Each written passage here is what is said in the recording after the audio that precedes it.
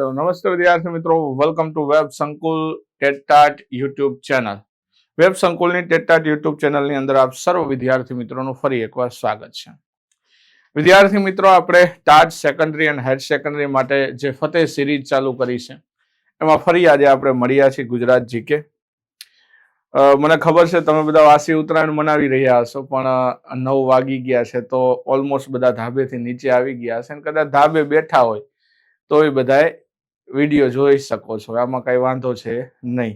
તો બધાને વાસી ઉત્તરાયણ પૂરી થઈ ગઈ અને ઉત્તરાયણ પૂરી થઈ ગઈ, તો એની આપ બધાને ખૂબ ખૂબ શુભેચ્છાઓ કે તમે હેમખેમ ઉત્તરાયણ મનાવી લીધી. ઓલમોસ્ટ જે જોઈ રહ્યા હશે એ બધા હેમખેમ હશે, બરોબર ને? ચાલો, તો વિદ્યાર્થી મિત્રો, આપણે હંમેશા જ્યારે રજાઓ આવે છે તો વિદ્યાર્થીઓનું ભણવાનું ન બગડે, આ વેબ સંકુલ હંમેશા આ બાબતને ધ્યાન રાખે છે. એટલા માટે આપણે રજાઓના દિવસોમાં લાઈવની બદલે રેકોર્ડેડ લેક્ચરો તમને મળી રહે એવું આપણું હંમેશા આયોજન હોય છે. તો ભલે 15 તારીખની રજા છે પણ તમને રેકોર્ડેડ સ્વરૂપમાં લેક્ચર મળી રહ્યો છે. તો વાત કરીએ આજે આપણે ફરી ગુજરાતના જીકેની. લાસ્ટ ટાઈમ આપણે મળ્યા હતા ત્યારે ગુજરાતના જીકેની આપણે ચર્ચા કરી હતી. એના પછી આપણે થોડા આગળ વધીએ અને ચર્ચાનો દોર આપણે આગળ લઈ જઈએ. ચાલો, તો સૌથી પહેલા આપણે તો વાત કરીએ કે ખાસ જે આપણી ટાટ સેકન્ડરી અને હાયર સેકન્ડરીની બેચ છે એ ઓલરેડી આપણી ચાલુ છે ને ઓફર ખાસ 10 જાન્યુઆરી સુધી હતી, પરંતુ ઓફરને થોડી આપણે લંબાવેલી પણ છે. જે વિદ્યાર્થી મિત્રો તૈયારી કરે છે એ વિદ્યાર્થી ધીરેન સાહેબ, અહીંયા એક્સપર્ટ ફેકલ્ટી, હું પોતે એક્સપર્ટ ફેકલ્ટી, બ્રિજરાજભાઈ, સંદીપ સર, તરુણ સર, આ બધા ધુરંધર ફેકલ્ટી પાસે રહી અને તૈયારી કરવા માંગે છે. તો એના માટે ગુરુદેવ ટાટ સેકન્ડરી અને હાયર સેકન્ડરીની એક લાઈવ બેચ ચાલુ છે, જેની અંદર તમને પ્રિલિમ્સનો પાર્ટ 1 કરાવવામાં આવશે, મેઇન્સનું પાર્ટ 1 અને સાથે પદ્ધતિ શાસ્ત્ર જે કોમન આવતું હોય એ કરાવવામાં આવશે. 1 જાન્યુઆરીથી ઓલરેડી આ બેચ ચાલુ થઈ ગઈ છે. આમાં ડેઈલીના 2 લેક્ચર હોય છે, એક 4 થી 6 નો હોય છે અને બીજો 7 થી 9 નો હોય છે. હજુ કઈ વધારે માહિતી જોઈએ છે તો નીચે તમને હેલ્પલાઇન નંબરો આપેલા છે, એમાં કોલ કરી તમે માહિતી મેળવી શકો છો. આગળ વધીએ, આજે ફરી પ્રશ્નોત્તરીની આપણે ચર્ચા કરીએ. પહેલો પ્રશ્ન છે, ગુજરાતમાં પુસ્તકાલય પ્રવૃત્તિના પિતા તરીકે કોને ઓળખવામાં આવે છે? તો ગુજરાતમાં જ્યારે પુસ્તકાલય પ્રવૃત્તિનું નામ આવે અને સાથે ગુજરાતમાં તમને એમ કે પુસ્તકાલય પ્રવૃત્તિના પિતામહ કોને કહેવાય છે, તો બે એક જ નામ છે. મોતીભાઈ અમીન છે, સયાજીરાવ ગાયકવાડ છે, પ્રાણજીવન મહેતા છે કે મણિભાઈ દેસાઈ છે? તો આપણો જવાબ આવશે અહીંયા Motibhai Amin is the right answer. હવે જો મોતીભાઈ અમીન એ ખેડા જિલ્લાના વસો ગામના હતા, તો એમના નામથી તમને એક મોતીભાઈ અમીન પુસ્તકાલય પણ જોવા મળશે વસોની અંદર. સૌથી વધારે યોગદાન કોઈ રાજાનું હોય તો એ રાજા છે સયાજીરાવ ગાયકવાડ, પણ આપણો જવાબ અહીંયા શું બનશે? A is the right answer. Motibhai Amin આપણો સાચો જવાબ છે. પરંતુ તમને એવું પૂછે કે કયા રાજાનું યોગદાન સૌથી વધારે હતું, તો સયાજીરાવ ગાયકવાડ, જ્યાં તેમને હર ઘર પુસ્તકાલય સુવિધાની પણ, જ્યાં શાળા ત્યાં પુસ્તકાલય, આવી બધી યોજનાઓ એમને શરૂ કરી હતી. એના પછી આગળ જઈએ તો ગુજરાતનો કયો પ્રદેશ ચરોતર કહેવાય છે? આમ તો આપણે ગઈ વખતે પણ આ પ્રશ્નની વાત કરી હતી, ત્યારે આપણે આ વસ્તુને વાત કરી હતી. તો મહી અને સેઢી, સાબરમતી અને મહી, નર્મદા અને તાપી અને બનાસ અને સરસ્વતી. બનાસ અને સરસ્વતી એ ગોઢાનું મેદાન હતું. આપણે દક્ષિણ ભારતમાં જઈએ છીએ તો કાનમનો કપાસનું મેદાન જોવા મળશે. અહીંયા મહી અને સેઢીની વાત છે. આ વિસ્તારને ચરોતરનો પ્રદેશ કહેવાય છે. શું? મધ્ય ગુજરાતનો બગીચો પણ કહેવાય. મોટા ભાગે ખેડા જિલ્લાનો વિસ્તાર આવે અને આણંદ જિલ્લાનો વિસ્તાર આવે. આ વિસ્તારમાં ખેતી ખૂબ સારી થાય છે, કેમ કે આ વિસ્તાર ફળદ્રુપ છે. એના પછી આગળ વધીએ આપણે ત્રીજા પ્રશ્ન તરફ કે ભવાઈના પિતા કોને માનવામાં આવે છે? ભવાઈ એક ગુજરાતનું બહુ જાણીતું લોક નાટક છે. જયશંકર સુંદરી, અસાહિત ઠાકર, પ્રાણસુખલાલ નાયક કે મૂળરાજ સોલંકી? ભવાઈની શરૂઆત 14મી સદીમાં થઈ મિત્રો. કઈ જગ્યાએ? 14મી સદીની અંદર. અલાઉદ્દીન ખિલજી ત્યારે ભારતનો રાજા હતો. આ 14મી સદીની અંદર સિદ્ધપુર જે છે પાટણ જિલ્લાનું, આ સિદ્ધપુરના રહેવાસી હતા અસાહિત રાજારામ ઠાકર. અસાહિત રાજારામ ઠાકર એમને ભવાઈની શરૂઆત કરી, એટલે અસાહિત રાજારામ ઠાકરને ભવાઈના પિતા કહેવાય. આના અંતર્ગત કુલ 360 એમને વેશ લખ્યા છે અને સૌથી જૂનો વેશ યાદ રાખવાનો રામદેવ પીરનો વેશ છે. સૌથી જૂનો વેશ કયો છે? રામદેવ પીરનો વેશ સૌથી જૂનો માનવામાં આવે. તો આટલી વસ્તુ આના અંતર્ગત યાદ રાખી લ્યો. અસાહિત રાજારામ ઠાકરને ભવાઈના પિતા કહેવાય છે. આજે એમના વંશજો છે જેને આપણે તરગારા તરીકે ઓળખી છીએ, જેને આપણે ભવાઈ ભજવતા લોકો તરીકે પણ ઓળખી શકીએ. ચોથા પ્રશ્ન તરફ જઈએ. આપણો પ્રશ્ન છે ગુજરાતમાં સૌ પ્રથમ કઈ કોલેજની સ્થાપના થઈ? તો ઓબ્વિયસ છે બાઉદીન કોલેજ જુનાગઢમાં છે, ધર્મેન્દ્રસિંહજી કોલેજ છે, સાથે તમને ધર્મેન્દ્રસિંહજી કોલેજ રાજકોટની અંદર, શામળદાસ કોલેજ ભાવનગરની અંદર. ગુજરાત કોલેજ ગુજરાતની સૌથી જૂની કોલેજ માનવામાં આવે છે અહીંયા. તો આ ચારમાંથી તો આપણો જવાબ B is the right answer. અમદાવાદની અંદર આવેલી છે. એના પછી આગળ વધીએ તો કે સિદ્ધ હેમ શબ્દાનું શાસન વ્યાકરણ ગ્રંથ હાથીની અંબાડી પર મૂકીને કયા શહેરમાં શોભાયાત્રા કાઢવામાં આવી હતી? હેમચંદ્રાચાર્ય દ્વારા લિખિત આ પુસ્તક છે. કોના દ્વારા લખવામાં આવ્યું છે? હેમચંદ્રાચાર્ય. હેમચંદ્રાચાર્ય મૂળ ધંધુકાના વતની હતા અને સિદ્ધરાજ જયસિંહના ગુરુ પણ હતા, કુમારપાળના ગુરુ હતા. એમને એક વ્યાકરણ પુસ્તક લખ્યું હતું જેનું નામ હતું સિદ્ધ હેમ શબ્દાનું શાસન. આ સિદ્ધ હેમ શબ્દાનું શાસન એ ગુજરાતી ભાષાનું પ્રથમ વ્યાકરણ પુસ્તક માનવામાં આવે છે. આમ તો પ્યોર ગુજરાતી ભાષામાં નથી, આ અભ્રંશ ગુજરાતી ભાષામાં છે. આ કઈ ભાષામાં છે? અભ્રંશ ગુર્જર ભાષામાં તમને આ જોવા મળશે. સિદ્ધ હેમ શબ્દાનું શાસન. આ વ્યાકરણ પુસ્તકની અંદર તમને વ્યાકરણની માહિતી આપેલી છે. સિદ્ધરાજ જયસિંહ જયારે રાજા હતા તો શ્રીકર નામનો એક હાથી હતો. આ હાથીની અંબાડી ઉપર મૂક્યાની શોભાયાત્રા કાઢી અને સિદ્ધરાજ જયસિંહ પોતે આ શોભાયાત્રામાં પગપાળા ચાલેલા. એટલા માટે આનું મહત્વ વિશેષ માનવામાં આવે છે. એના પછી આગળ વધીએ તો પાટણની અંદર આ શોભાયાત્રા કાઢવામાં આવી હતી. યાદ રાખશું ખાસ, સિદ્ધપુર નહીં, પાટણની અંદર આ શોભાયાત્રા નીકળી હતી. એના પછી છઠ્ઠા પ્રશ્ન તરફ જઈએ કે ગુજરાતમાં ફ્લોરસ્પાર શુદ્ધિકરણનું કારખાનું ક્યાં આવેલું છે? આંબા ડુંગર, નૈતીની ટેકરીઓ, આ બધા વિસ્તારમાંથી તમને ફ્લોરસ્પાર મળી આવે છે. કડીપાણી, પાનંધ્રો, થાનગઢ. થાનગઢ એ ચિનાઈ માટી માટે ફેમસ છે. પાનંધ્રો કચ્છની અંદર છે જે કોલસા, લિગ્નાઇટ કોલસા માટે ફેમસ છે. આ તમને સુરેન્દ્રનગર જિલ્લામાં જોવા મળે. કડીપાણી જે છોટા ઉદેપુર જિલ્લામાં આવેલું છે, ત્યાં તમને શુદ્ધિકરણનો પ્લાન્ટ જોવા મળશે. તો B is the right answer. એના પછી સાતમો પ્રશ્ન આપણા સ્ક્રીન પર છે કે મૌર્ય યુગમાં ગિરનાર ખાતે સુદર્શન તળાવનું નિર્માણ કોણે કરાવ્યું હતું? અશોક, ચંદ્રગુપ્ત મૌર્ય, પુષ્યગુપ્ત વૈશ્ય કે તુષાસ્પ? હવે તમે અશોકનો ગિરનારનો શિલાલેખ જોવો છો, એમાં રુદ્રદામાના લેખની અંદર તમને આ બધી માહિતીઓ મળે છે કે આ સુદર્શન તળાવનું નિર્માણ સૌથી પહેલા ચંદ્રગુપ્ત મૌર્યના સમયમાં થયું હતું. કોના સમયમાં થયું હતું? ચંદ્રગુપ્ત મૌર્યના સમયની અંદર. પણ નિર્માણ કરનાર કોણ હતું? તો પુષ્યગુપ્ત વૈશ્ય હતો. આ એનો સુબેદાર છે. હા, એનો શું છે? સુબેદાર. આને આ બનાવ્યું. એના પછી ચંદ્રગુપ્ત મૌર્ય પછી અશોક રાજા બન્યો. અશોકનો સુબેદાર જે છે યવન રાજ તુષાસ્પ હતો. એ કોણ હતો? તુષાસ્પ. એના પછી અશોક પછી રાજા એવા ગુપ્ત રાજાઓ, ક્ષત્રપ રાજાઓ, એમાં રુદ્રદામા હતો. એના પછી સ્કંદગુપ્ત પણ રાજા થયો. આમાં આ બધાના સુબેદારો હતા. રુદ્રદામાનો સુબેદાર હતો સુવિશાખ અને સ્કંદગુપ્તનો સુબેદાર હતો જેનું નામ ખાસ યાદ રાખશું. જો ઘણા લોકો એમ કે છે ચક્રપાણી. એ ચક્રપાણી જે છે એના દીકરાનું નામ હતું પર્ણદત્ત. એને ખાસ કરીને અહીંયા તમને ચક્રપાલિત જે વ્યક્તિ થયો એ અને પર્ણદત્ત, આ બે નામ અહીંયા યાદ રાખો જે સ્કંદગુપ્તના સમયમાં વહીવટ ચલાવે છે. તો અહીંયા સાથે યાદ રાખશું સ્કંદગુપ્તના સમયની અંદર બે વ્યક્તિ યાદ રાખવાના છે, ચક્રપાલિત અને સ્કંદગુપ્ત. હવે આમાં આ વ્યક્તિનું નામ અતિ મહત્વનું છે. આ વ્યક્તિનું નામ અતિ મહત્વનું છે કેમ કે આ જ વ્યક્તિ અહીંયા ચક્રધારી વિષ્ણુનું મંદિર બનાવ્યું, સાથે ને આ સુદર્શન તળાવ સમાર્યું પણ ખરું. અહીંયા આપણને કોણે બનાવ્યું? તો કે પુષ્યગુપ્ત વૈશ્યનો જવાબ આવશે. તો સી સાચો છે. કયા રાજાના સમયમાં બન્યું? તો ચંદ્રગુપ્ત મૌર્યના સમયમાં. એના પછી આગળ વધીએ તો આઠમો પ્રશ્ન આપણે જોઈએ કે ગુજરાતની કઈ નદીને મૈકલ કન્યા તરીકે ઓળખવામાં આવે? તાપી, નર્મદા, મહી કે સરસ્વતી? મૈકલ કન્યા એટલે કે નર્મદાને આપણે મૈકલ કન્યા કહી છીએ, રેવા તરીકે પણ ઓળખાય છે આને.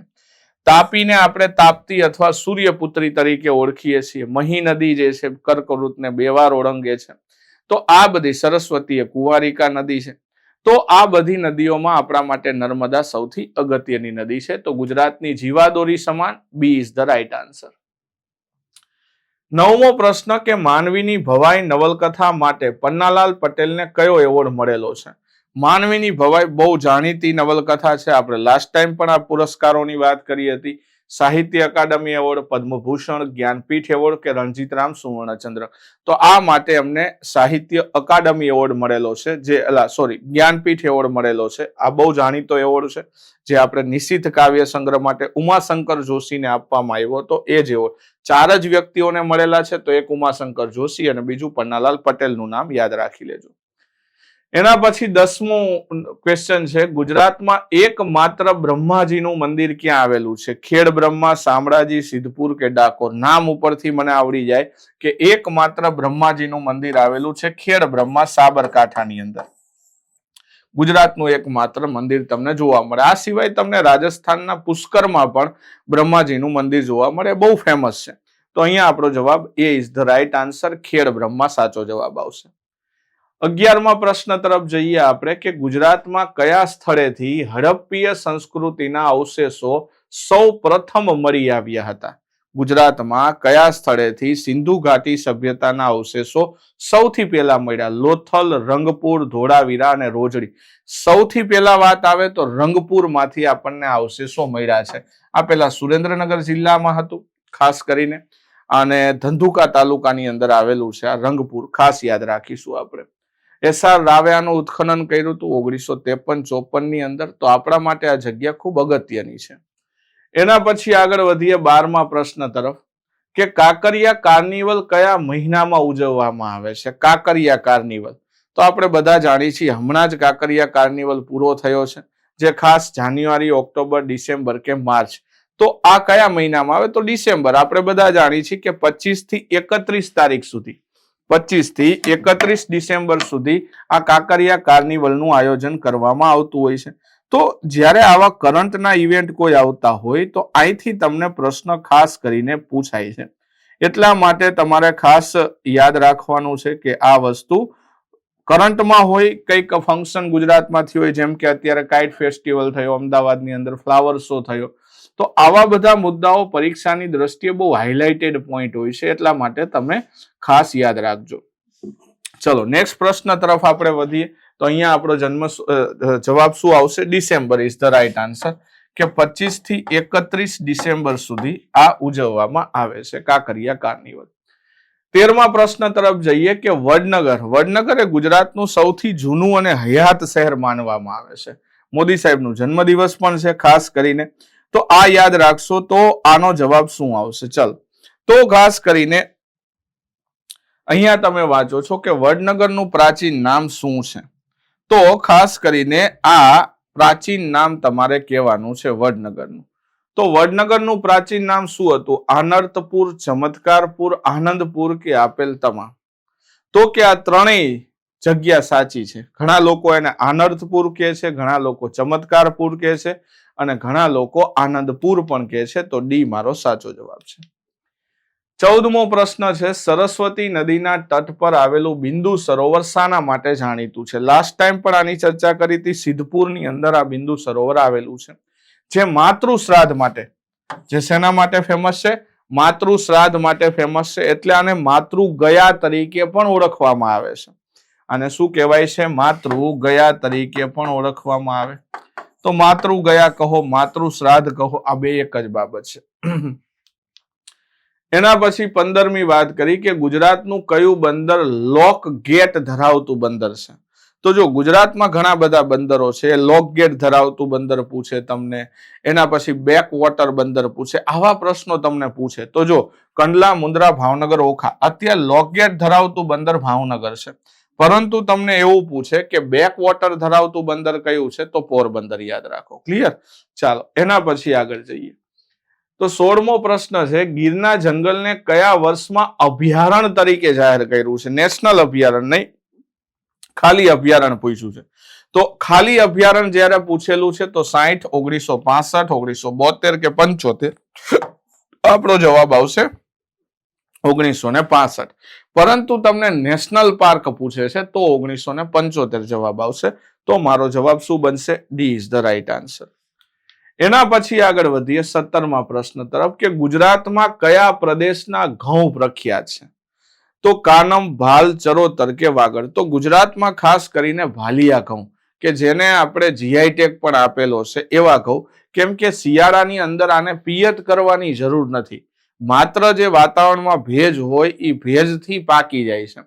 તો ખાસ કરીને ભાલ ઇઝ ધ રાઈટ આન્સર. ભાલના ઘઉં બહુ જાણીતા છે. ધંધુકા તાલુકો જે છે અમદાવાદ જિલ્લો, આ વિસ્તાર ભાલ તરીકે આપણે ખૂબ ફેમસ છે.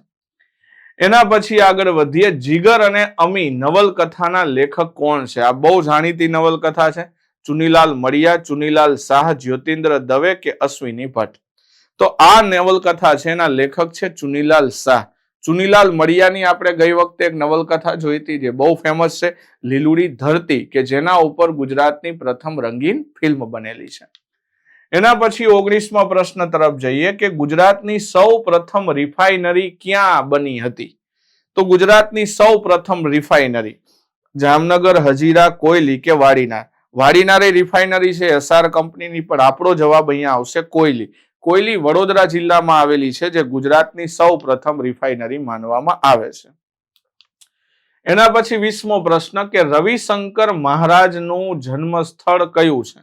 જો રઢુ એમનું વતન હતું, જન્મસ્થળ છે એમનું સરસવણી. આ સરસવણી જે છે એ રવિશંકર મહારાજનું જન્મસ્થળ છે. બોરસદ, કરમસદ અને ખેડા આ જગ્યાએ નો આવે. કરમસદ આપણને યાદ છે, સરદાર પટેલનું વતન છે, પણ એમનું જન્મસ્થળ નડિયાદ હતું. તો આપણો જવાબ અહીંયા A is the right answer. Ravishankar મહારાજના ઘણા બધા નામ છે. લોકો એને બોરિંગ વાળા બાબા પણ કહે છે. શું કહે છે? બોરિંગ વાળા બાબા પણ કહે. આ ઉપરાંત ઝવેરચંદ મેઘાણીએ એમના ઉપર એક પુસ્તક લખ્યું છે, મુઠ્ઠી ઉચેરો માનવી તરીકે એમને સંબોધન કરેલું છે. આ ઉપરાંત ઘણી જગ્યાએ એમને મૂક સેવક તરીકે પણ ઓળખવામાં આવે છે. મહારાજ એમની સાચી અટક વ્યાસ હતી. શું હતી? રવિશંકર વ્યાસ એમની સાચી અટક હતી, પણ મહારાજના સંબોધનથી વધારે ફેમસ થયા. એના પછી આગળ વધીએ. ગુજરાતનો ઇતિહાસ લખનાર વ્યક્તિ કોણ હતું? આ પુસ્તકનું નામ છે એદલજીભાઈ ડોસા, ફાબ સાહેબ, ભગવાનલાલ ઇન્દ્રજીત કે કવિ નર્મદ? તો આ પુસ્તક લખનાર સૌથી પહેલા વ્યક્તિ છે, એમનું નામ છે એદલજીભાઈ ડોસા. તો એમને આ પુસ્તક લખ્યું છે. એના પછી 22મા પ્રશ્ન સોમનાથ મંદિરના પુનઃનિર્માણનો શિલાન્યાસ કોના હસ્તે થયો હતો? જો હાલમાં જ આપણે સોમનાથ સ્વાભિમાન ઉત્સવ ઉજવવામાં આવ્યો છે, એટલે કરંટમાં પણ છે, તો અહીંથી પ્રશ્ન પૂછવાના ચાન્સ વધારે છે. સરદાર પટેલ, ડોક્ટર રાજેન્દ્ર પ્રસાદ, કનૈયાલાલ મુનશી કે જામ સાહેબ? તો ખાસ યાદ રાખજો, સોમનાથ મંદિરના પુનઃનિર્માણનો શિલાન્યાસ કોઈ વ્યક્તિ દ્વારા થયો હોય તો એ ડોક્ટર રાજેન્દ્ર પ્રસાદ હતા, પણ સપનું કોનું હતું? સરદાર વલ્લભભાઈ પટેલનું હતું. કોનું હતું? સરદાર વલ્લભભાઈ પટેલનું. પ્રભાશંકર સોમપુરાને આર્કિટેક્ચર તરીકે નીમવામાં આવેલા એ વખતે. મેરાયો લોકનૃત્ય કયા વિસ્તારનું છે? બનાસકાંઠાનો વાવ તાલુકો, સુરેન્દ્રનગર, ડાંગ કે પંચમહાલ? જ્યારે મેરાયાની વાત આવે તો મેરાયો ઠાકોર સમુદાય સાથે જોડાયેલું ઉત્તર ગુજરાતનું નૃત્ય છે. બનાસકાંઠાના વાવ તાલુકાની અંદર આ નૃત્ય ખૂબ થાય છે. તો યાદ રાખજો, આ જ વિસ્તારમાં રાજપૂતોની વસ્તી છે, તો તે લોકો કાનુડો અને સાંઢળી જેવા નૃત્ય કરે છે. તે લોકો કયા નૃત્ય કરે છે? કાનુડો અને સાંઢળી જેવા નૃત્ય કરે છે. તો આવા તમને કંઈક નૃત્ય જોવા મળશે. કઈ જગ્યાએ? ગુજરાતની અંદર. એના પછી 24મા પ્રશ્ન તરફ જઈએ આપણે કે ગુજરાત રાજ્યના ઉદ્ઘાટક કોણ હતા? તો ગુજરાત રાજ્યનું ઉદ્ઘાટન કોના હસ્તે કરવામાં આવ્યું હતું? તો આપ બધા જાણો છો, 1 મે 1960ના દિવસે પંડિત નહેરુ, રવિશંકર મહારાજ, મોરારજીભાઈ દેસાઈ કે ઇન્દુલાલ યાજ્ઞિક 1 મે 1960ના દિવસે સાબરમતી આશ્રમ ખાતે ગુજરાત રાજ્યનું ઉદ્ઘાટન થયું અને ઉદ્ઘાટન કરનાર વ્યક્તિ રવિશંકર મહારાજ હતા. કોણ હતા? રવિશંકર મહારાજ. એના પછી આગળ જઈએ કે ગુજરાતમાં ડુંગળીનું સૌથી વધુ ઉત્પાદન કયો જિલ્લો કરે છે? ડુંગળી આવે એટલે તરત યાદ આવી જાય રાજકોટ, ભાવનગર, અમરેલી અને જુનાગઢ. આજે મહુવાની અંદર તમને સૌથી વધારે ડુંગળીના ડિહાઇડ્રેશનના પ્લાન જોવા મળે. આનો મતલબ મહુવા કયા જિલ્લામાં છે? ભાવનગરમાં. તો ડુંગળીનું ઉત્પાદન સૌથી વધારે ક્યાં થાય છે? ભાવનગર જિલ્લામાં જોવા મળશે તમને. અને ફેમસ કયું શહેર છે? મહુવા, જેને આપણે સૌરાષ્ટ્રનું કાશ્મીર તરીકે પણ ઘણા લોકો ઓળખે છે. એના પછી 26મો પ્રશ્ન આપણે જોઈએ કે સહસ્ત્રલિંગ તળાવનું મૂળ નામ શું હતું?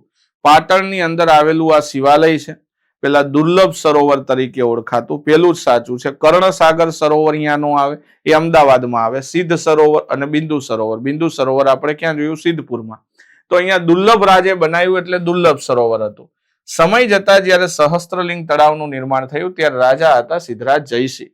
તો એમાં 1008 શિવાલયો બનાવ્યા. કેટલા? 1008 શિવાલય બનાવ્યા. એટલે આનું નામ શું પાડી દીધું? સહસ્ત્રલિંગ તળાવ. આ સિવાય આની અંદર 108 જેટલા દેવી મંદિરો બનાવવામાં આવ્યા. શું બનાવ્યા? 108 દેવી મંદિર બનાવ્યા. એટલે આ બહુ જાણીતું મંદિર તમને જોવા મળે ને મધ્યની અંદર એક વિંધ્યાવાસીની દેવીનું મંદિર પણ અહીંયા હયાત હતું. તો આપણો જવાબ આવશે દુર્લભ સરોવર. ચિત્ર વિચિત્રનો મેળો ક્યાં ભરાય છે? ગુણ ભાખરી, સાબરકાંઠા, શામળાજી, અરવલ્લી, અંબાજી, બનાસકાંઠા કે ખેડ બ્રહ્મા? ગુણ ભાખરી જે છે અહીંયા ચિત્ર વિચિત્રનો મેળો ભરાય. આ મહાભારતના સમયથી ચાલતો આવતી એક પરંપરા છે. તો અહીંયા ચિત્ર વિચિત્ર નામની સ્થળ છે. આકુડ, વાકુડ અને સાબરમતી નદીના ત્રિવેણી સંગમ ઉપર આ ગુડ ભાખરી જે સાબરકાંઠાના પોશીના તાલુકામાં આવેલું છે, અહીંયા મેળાનું આયોજન થાય. હોળી પછી જનરલી આયોજન થાય 14મા દિવસે. તો બહુ જાણીતો મેળો છે. એના પછી 28 નરસિંહ મહેતાનો જન્મ ક્યાં થયો? ભક્ત કવિ નરસૈયો તમે કહો. કવિ કલાપીએ કીધું તો એક હતી મીરા અને એક હતો નરસિંહ, ખરા ઇલ્મી ખરા સુરા. તો એવા મહાન લેખકોની વાત ચાલતી હોય જુનાગઢ, તળાજા, દ્વારકા કે ભાવનગર. હા, એમની કર્મભૂમિ જુનાગઢ રહી છે. દામોદર કુંડની અંદર રોજ નાવા જતા હતા, પરંતુ એમનો જન્મ થયો છે તળાજા ભાવનગરની અંદર. એટલે એ તળાજાનું જૂનું નામ તમે વાંચશો ક્યાંક તો તાલ ધ્વજપુરી તરીકે પણ તમને જોવા મળશે. તો B is the right answer. Talaja આપણો સાચો જવાબ છે. એના પછી 29મા પ્રશ્ન તરફ જઈએ કે ગુજરાતમાં સુરખાબ નગર ક્યાં આવેલું છે? આ સુરખાબોનું એક અભયારણ્ય જાહેર કરેલું છે કે સુરખાબ જે છે શિયાળામાં અહીંયા અંડા મૂકવા આવે છે, એટલે અંડબેટ તરીકે પણ ઓળખાય છે. હંજ કહેવાય, બડા કહેવાય, અલગ અલગ નામથી લોકો આને ઓળખે છે સુરખાબને, જેને ઇંગ્લિશમાં ફ્લેમિંગો કહી છે. આ ગુજરાતનું રાજ્ય પક્ષી છે. આ કેવું છે? ગુજરાતનું રાજ્ય પક્ષી. નર સરોવર, કચ્છનું રણ, થોડ કે ખીજડીયા? હવે બધાને ખબર છે આ કચ્છમાં આવે છે, તો કાં તો નળ સરોવર તો આવવાનું નથી. એના સિવાય થોડ કડીમાં આવે, મહેસાણા જિલ્લાની અંદર. ખીજડીયા પક્ષી અભયારણ્ય આ પણ નથી આવવાનું, જે જામનગર પાસે છે. તો આપણું જવાબ શું આવશે? કચ્છનું રણ ઇઝ ધ રાઈટ આન્સર. એના પછી આગળ વધીએ. ભારતનું સૌ પ્રથમ મેરીટાઈમ મ્યુઝિયમ ક્યાં બની રહ્યું છે? ઓલમોસ્ટ કામ પૂરું થઈ ગયું છે. આ સરકારનો એક ડ્રીમ પ્રોજેક્ટ છે. પોર્ટુગલની મદદથી આપણે આ મોટામાં મોટું મેરીટાઈમ મ્યુઝિયમ બનાવી રહ્યા છીએ. લોથલ, ધોળાવીરા, બેટ દ્વારકા કે સુરત? આની અંદર ઘણા બધા લોકો મદદ કરી રહ્યા છે આપણને. કયા દેશના મદદથી બનાવી છે? પોર્ટુગલની મદદથી બનાવી છે. લોથલ ખાતે આ મેરીટાઈમ મ્યુઝિયમ છે, કેમ કે લોથલ એ ભારતનું પ્રાચીન બંદર માનવામાં આવે છે. સિંધુ ઘાટી સભ્યતાથી આના પુરાવા છે. તો એ ઇઝ ધ રાઈટ આન્સર. 31મા પ્રશ્ન તરફ જઈએ કે 1920માં ગુજરાત વિદ્યાપીઠની સ્થાપના કોના મકાનમાં થઈ હતી? 1920ની અંદર ગુજરાત વિદ્યાપીઠ અસહકારના આંદોલનના ભાગરૂપે આ વિદ્યાપીઠ બની હતી. કોચરબ આશ્રમ, ડાયાભાઈ મહેતાનો બંગલો, બેરિસ્ટર જીવણલાલનું મકાન અને સરદાર પટેલ. તો જ્યારે તમને ખબર પડે કે આ કોના બંગલાની વાત છે, તો જો અહીંયા જવાબ ડાયાભાઈ મહેતા આવશે. પરંતુ કોચરબ આશ્રમ જે છે સાબરમતી આપણે પેલા બનેલો જે કોચરબ આશ્રમ પાલડી વિસ્તારમાં તમને જોવા મળે, ઈ જીવનલાલ બેરિસ્ટરનું મકાન છે. એટલે અહીંયા એક કન્ફ્યુઝન ક્લિયર રાખવાનું છે. એના પછી આગળ વધીએ કે વડોદરાના કયા રાજવી લોકપ્રિય રાજા તરીકે જાણીતા હતા? જ્યારે વડોદરાનું નામ આવે તો એક જ વ્યક્તિ આવે, ખંડેરાવ, સયાજીરાવ, મલ્હારરાવ કે પિલાજીરાવ? આમાં એક જ નામ છે, સયાજીરાવ ગાયકવાડ ત્રીજા. એમને જ ખાસ કરીને ઘણા બધા સ્થાપત્યો બનાવ્યા, ઘણું બધું યોગદાન આપ્યું. એમના 60 વર્ષના શાસનના સમયગાળા નિમિત્તે એમને વડોદરાની અંદર એક કીર્તિ સ્તંભ પણ બનાવ્યો હતો. તો ઘણું બધું કામ એમને કર્યું. કલાના ઉપાસક રાજવી હતા. તો B is the right answer. 33મા પ્રશ્ન તરફ જઈએ. કચ્છના કયા શહેરને કચ્છનું પેરિસ કહેવાય છે? માંડવી, ભુજ, મુન્દ્રા અને અંજાર? તો માંડવી તો આપણે બધા જાણીએ છીએ કે આ ફરવાલાયક સ્થળ છે, બીચ આવેલો છે, વિજય વિલાસ પેલેસ છે અહીંયા. ભુજ તો એનું મુખ્ય મથક છે. મુન્દ્રા એ ખારેકના ઉત્પાદન માટે ખાસ જાણીતું છે ને અહીંયા તમને ખારેક સંશોધન કેન્દ્ર પણ જોવા મળે છે. મુન્દ્રામાં શું જોવા મળે છે? ખારેક સંશોધન કેન્દ્ર. તો મુન્દ્રાની અંદર તમને ખારેક સંશોધન કેન્દ્ર જોવા મળશે. બી, જેને કચ્છનું પેરિસ કહેવામાં આવે છે. તો મુન્દ્રાને શું કહેવાય છે? કચ્છનું પેરિસ તરીકે ઓળખવામાં આવે છે. એના પછી આગળ વધીએ કે સરસ્વતી ચંદ્ર નવલકથા કેટલા ભાગમાં વહેંચાયેલી છે?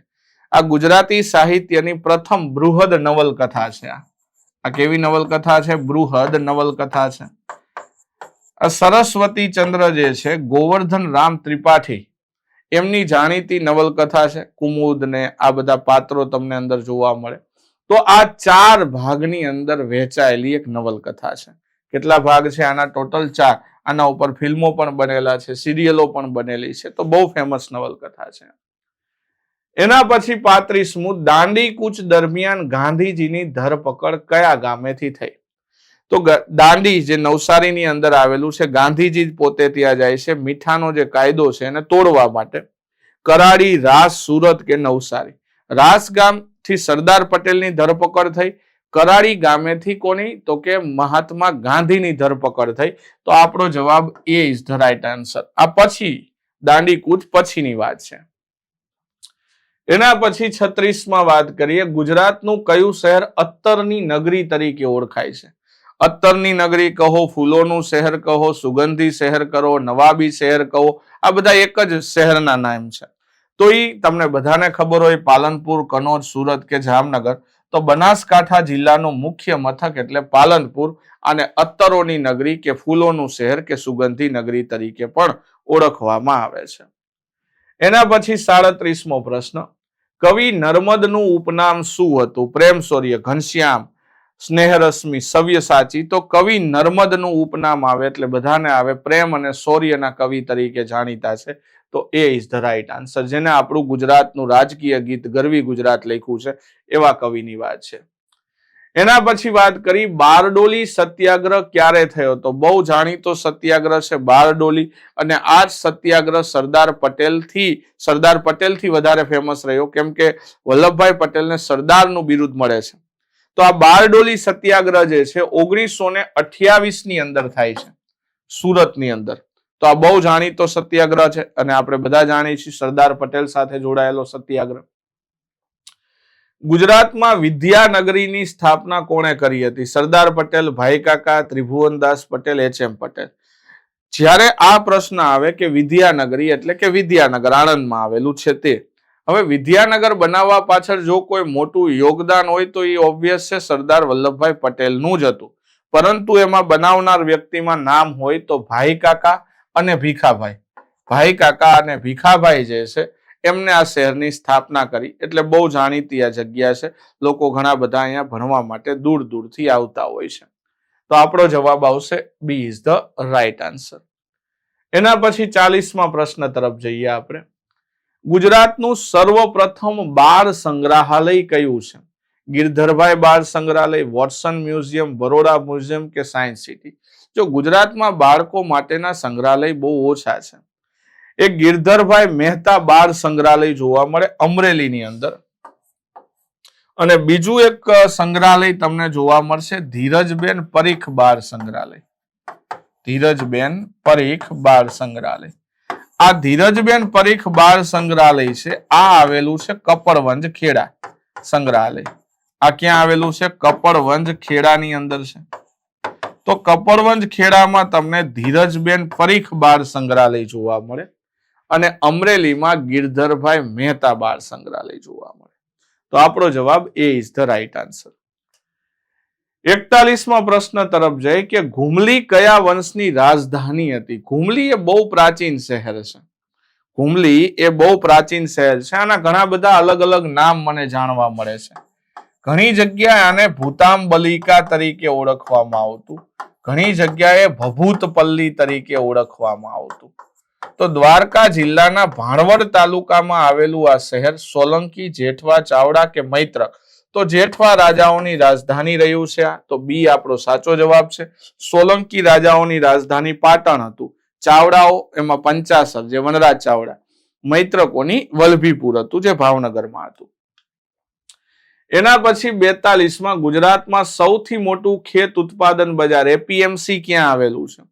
તો ઊંઝા, ગોંડલ, અમદાવાદ, રાજકોટ આ બધાના એપીએમસી ખૂબ ફેમસ છે, પણ સૌથી મોટું ઊંઝા, જેને મસાલાઓનું શહેર કહેવાય છે, અને સૌથી મોટું ગંજ બજાર તમને અહીંયા જોવા મળશે ઊંઝાની અંદર, જે જીરું અને ઈસબગુલ માટે ખાસ કરીને આ પ્રખ્યાત છે. તો આપણો જવાબ શું આવશે અહીંયા? A is the right answer. એના પછી નેક્સ્ટ ક્વેશ્ચન કે નર્મદા નદીના મુખ પ્રદેશમાં કયો બેટ જોવા મળે? આલિયા બેટ, પિરોટન ટાપુ, શિયાળ બેટ કે સવાઈ બેટ? તો આ બધાને ખબર છે કે આલિયા બેટ છે એ નર્મદા નદીના મુખ ત્રિકોણમાં ભરૂચ પાસે તમને જોવા મળશે. એના પછી આગળ જઈએ કે ગુજરાતમાં શાર્ક માછલીના તેલને શુદ્ધ કરવાની રિફાઇનરી ક્યાં આવેલી છે? તો ગુજરાતનું સૌથી મોટું મત્સ્ય કેન્દ્ર હોય ત્યાં જ આ વસ્તુ જોવા મળશે. તો વેરાવળ, ઓખા, જાફરાબાદ કે પોરબંદર? હા, આ બધા શહેરો માછીમારી માટે ફેમસ છે, પરંતુ વેરાવળ જે છે એને ગુજરાતનું મત્સ્ય બંદર કહેવાય છે. આને શું કહેવાય છે? ગુજરાતનું મત્સ્ય બંદર, જે ગીર સોમનાથ જિલ્લાનું મુખ્ય મથક પણ છે. શેનું છે? ગીર સોમનાથ જિલ્લાનું મુખ્ય મથક પણ છે. અને પ્રાચીન સમયમાં એને વેરાકુલ તરીકે ઓળખવામાં આવતું. શું કહેવામાં આવતું? વેરાકુલ તરીકે ઓળખવામાં આવતું હતું. 45માં પ્રશ્ન તરફ જઈએ આપણે કે કયા મુઘલ બાદશાહનો જન્મ ગુજરાતમાં થયો હતો? તો અકબર, ઔરંગઝેબ, શાહજહાં કે જહાંગીર? તો આમાંથી એકમાત્ર વ્યક્તિ છે જેનો જન્મ ગુજરાતમાં થયો, દાહોદ ખાતે. તો ઈ વ્યક્તિ છે ઔરંગઝેબ. ઈ વ્યક્તિ કોણ છે? ઔરંગઝેબનો જન્મ દાહોદ ખાતે થયો, અને એના સન્માનમાં શાહજહાએ ત્યાં આલમગીરી મસ્જિદ પણ એક બનાવી હતી. તો જવાબ આવશે મારો બી સાચો જવાબ છે. 46માં પ્રશ્ન તરફ જઈએ કે ગુજરાત સાહિત્ય સભાની સ્થાપના કોણે કરી હતી?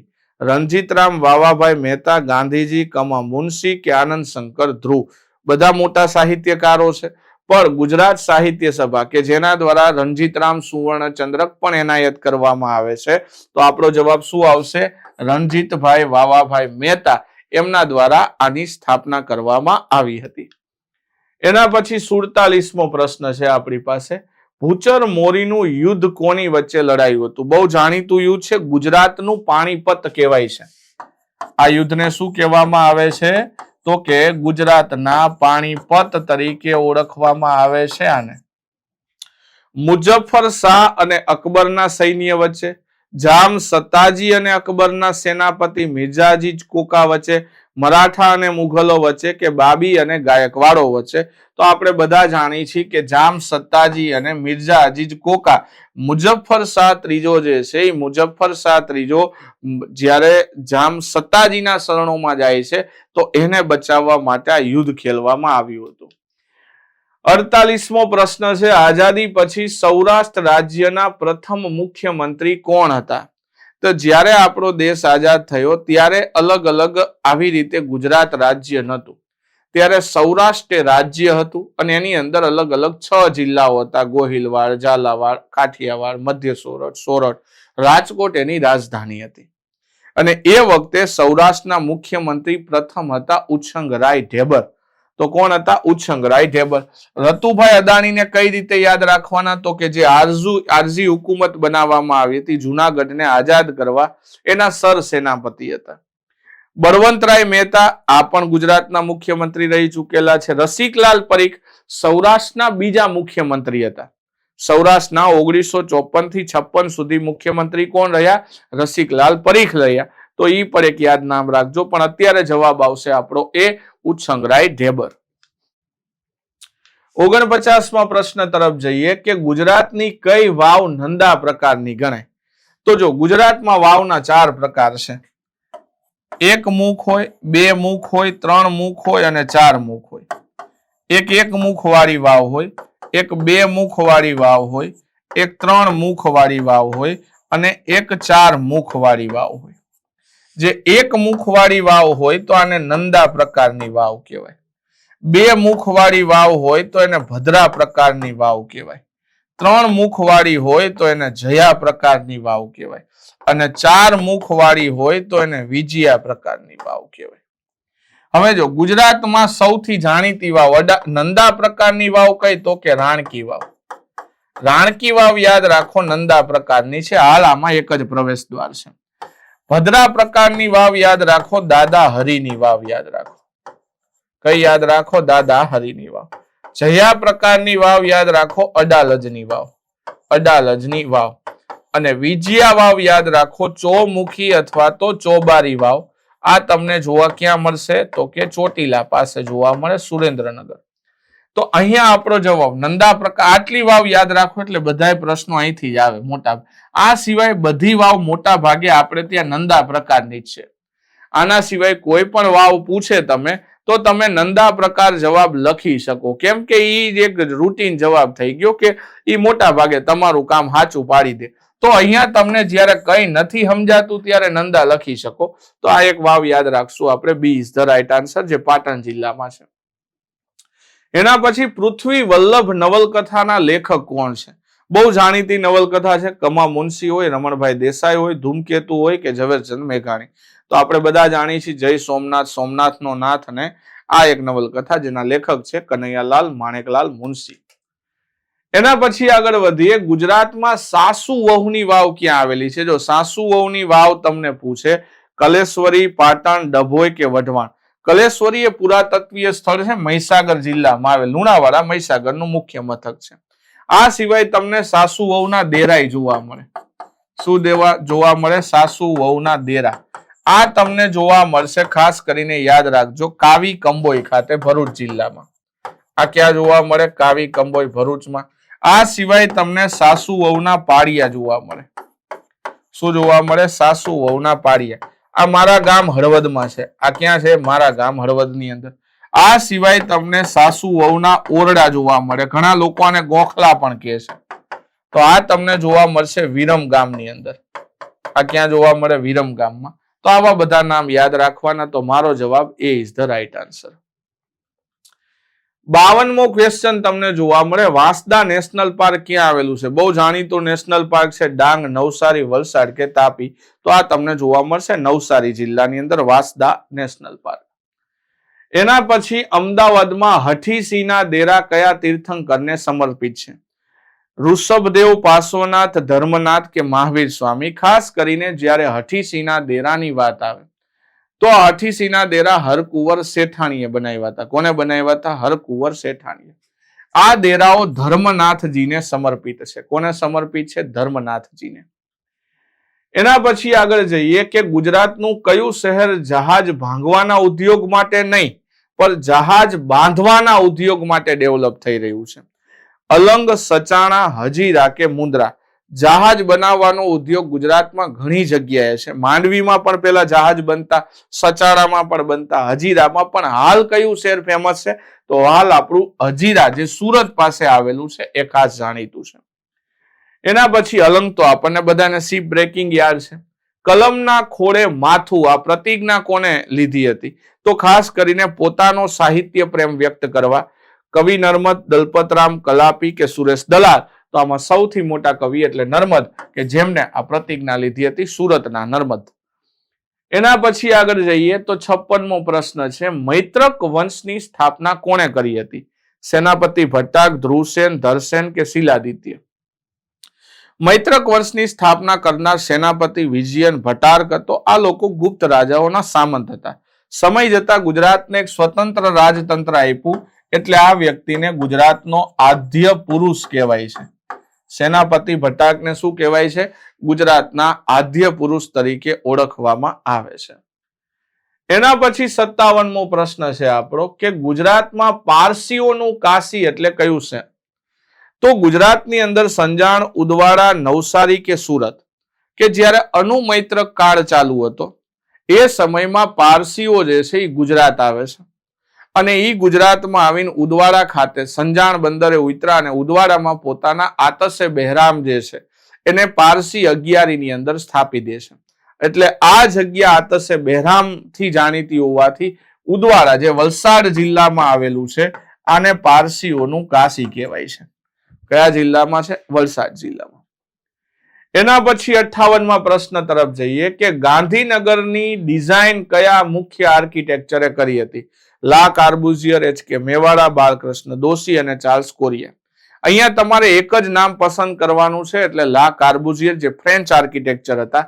આ જ વ્યક્તિએ ચંદીગઢ શહેર પણ બનાવ્યું છે. આ જ વ્યક્તિએ શું બનાવ્યું છે? ચંદીગઢ શહેર પણ બનાવ્યું.